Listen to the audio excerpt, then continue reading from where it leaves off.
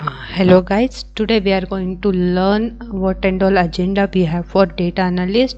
First point is what is data analyst. We are going to learn what is data analyst, and second point is who can be data analyst, and third point is analyst career scope, and fourth point is about reforming group, and fifth one is mode of teaching, and sixth one is class execution, and seventh one is course content, and eighth one is additional information, and ninth one is test. We are going to learn nine agenda for data analyst, and we are going to learn about data analyst as well.